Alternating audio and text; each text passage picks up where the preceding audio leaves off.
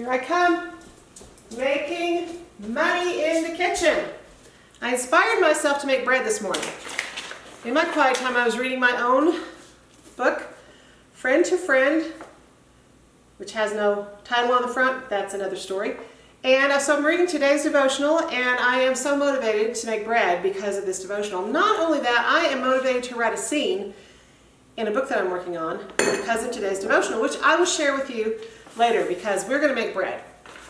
And I'm going to show you how easy it is and how good it is and how fun it is because you feel so satisfied. You use up stuff that you had and comes out with something magical. All right, so I have this baking mix, which I have in my beautiful bowl. It's good to use beautiful bowls, and I buy mine at the church thrift store. Wonderful antique bowls. So in my baking mix, I have 1 whole wheat. I'm sorry, you can't read this better. 1 cup of whole wheat, 2 cups of regular flour, and by regular I mean something like this. This is King Arthur's. This is a sample. I usually buy big bags. Organic, all-purpose flour, unbleached, unenriched, just plain hard red wheat, organically grown. That's all that's in it. All right, and 1 tablespoon of baking powder, not soda, baking powder, and my bag says 1 tablespoon of salt, but it's 1 teaspoon of salt. I use pink sea salt,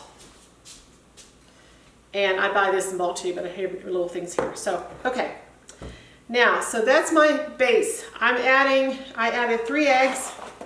I usually buy for us when we're cooking, doing scrambled or fried eggs or something like that. I use the really good eggs because it makes a difference. They are more healthy and they taste so much better.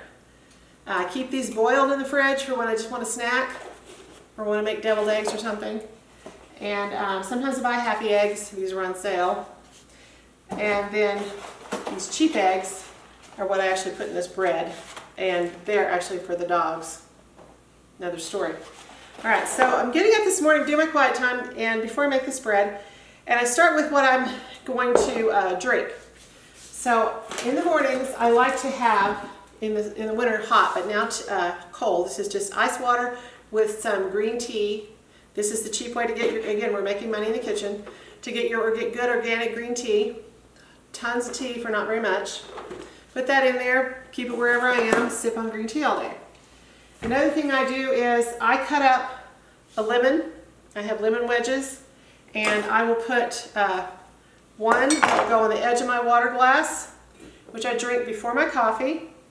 And then I have other wedges for later, so I'm drinking lemon water.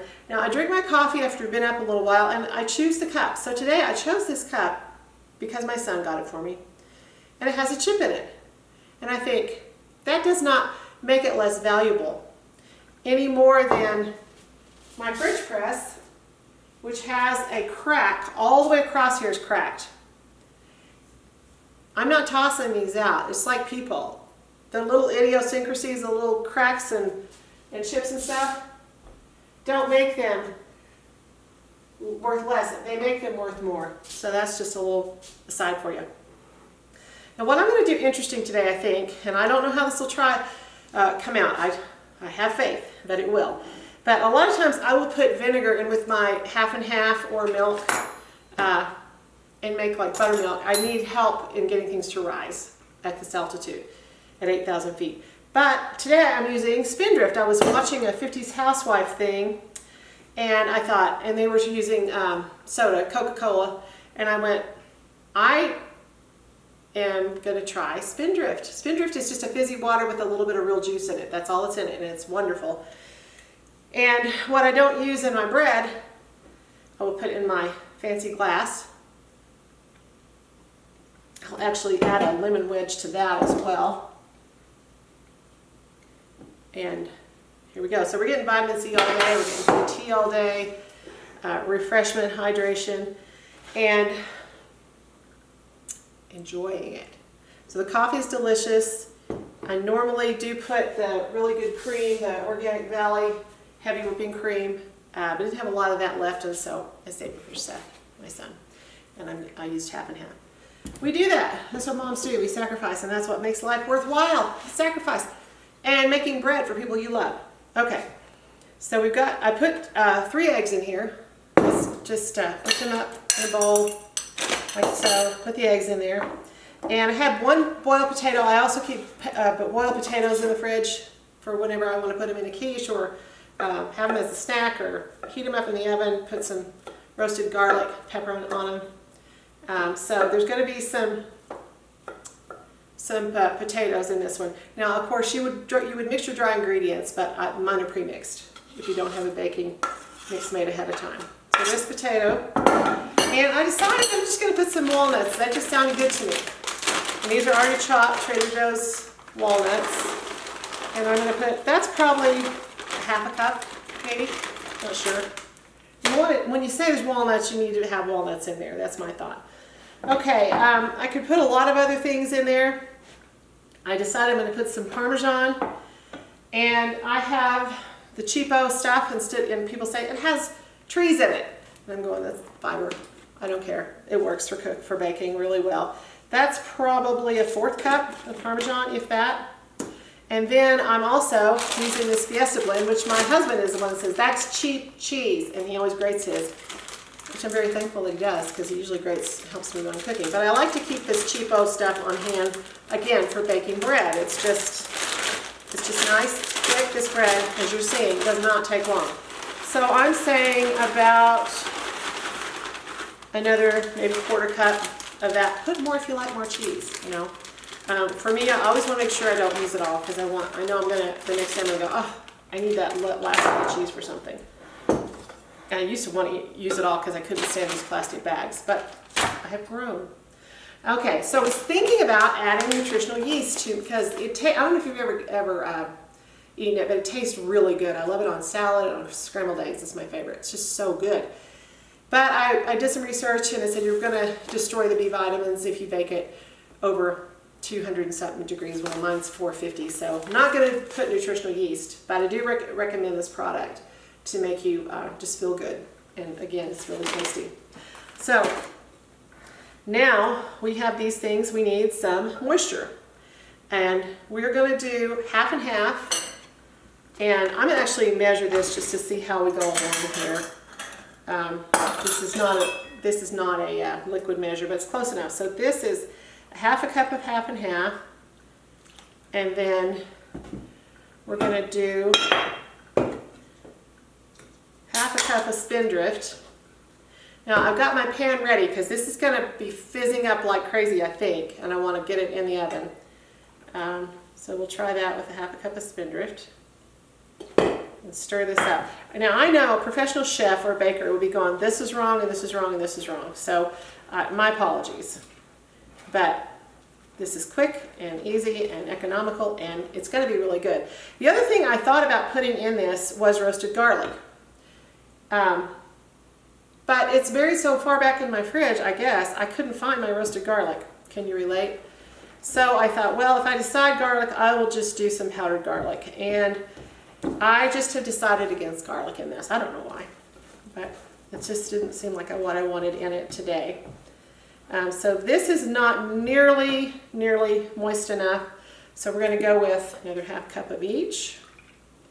So far a cup of milk, and a cup of Spindrift. I want a little Spindrift left because I want to put it in my Spindrift glass. I'll just go ahead and do that. And then we'll squeeze that lemon in there. Vitamin C all day long, and other good things that lemon does for you. All right. Still really not as moist as I think it needs to be. But you know what? I think it might be okay, and I think it's a good place to make a real easy recipe. So maybe we'll just try it like this. I think we'll do we'll do the rest of the Spindrift. So what we've got now is a cup and a half of Spindrift and a cup of 1/2 and 1/2. I think this is going to be really good bread. It's going to be delicious.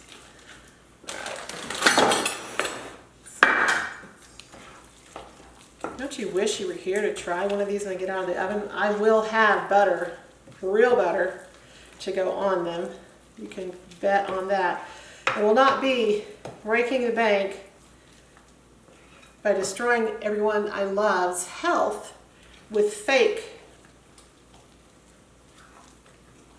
margarine and butter substitutes and light. You don't want to do that. That is not healthy, it's not smart, and most of all, it doesn't taste good. People that eat fake food get fat. Now, so do I, but it's not because of eating fake food. So we're going to have enough here to make a loaf bread as well. And what I'll do with my loaf is freeze it. Bread freezes really well, and then I always make sure that I don't cook just for the one time. I always have something to put in the freezer, something to put in the fridge, and so I don't have to cook every day. And therefore, when I do cook, I don't feel like, oh, this is all I ever do. I actually enjoy it. So we're going to stick this in the oven, and then I'll do the loaf later. You don't have to stay with me through that. I hope you are staying with me. Oh, look, there's a pan in the oven that I left in there. Bring this way, and there you have it. All right, so I'm going to check that in about, I'd say, 15 minutes. No longer, because that temp is so up. And then I will make the other loaf of bread. And for your edification, I'll have a sip of this delicious Spindrift. Drink this for a week and you will never go back to soda. Soda will make you gag. All right. Glasses. Didn't bring my glasses over here. Yeah, I did. They're in my apron pocket. So, Friend to Friend on Amazon. August 21. There's something about baking bread. I believe that is one of those seemingly physical activities, those actions masquerading as jobs and chores that are connections to the divine. I was listening to lovely piano music one day and suddenly had a desire to make bread. I began making a savory bread. There was a bit of minced olive in the fridge, some chopped onion, roasted garlic, a little mozzarella, and some Parmesan. Then there was always the almost always safe additions of parsley and chives. What about these Italian herbs and some olive oil? Sea salt, of course. To the basic baking mix of flour, salt, powdered milk, again, I didn't use that today, and baking powder, these things went. I added eggs, butter, and milk, and baked. My son ate a piece, then another. How much of this can I eat, he said, hoping for those beautiful words, as much as you want. Those are dangerous words when spoken to a large and hard-working youngster, so I said, just one more. Thanks, Mom. Boys and bread, connections to the divine. Oh, and butter. And then the scripture, I have a scripture at the end of every single devotion, every page, just for you. Psalm 104:15, and wine that makes glad the heart of man, oil to make his face shine, and bread which strengthens man's heart. Yikes. Can we eat more of it?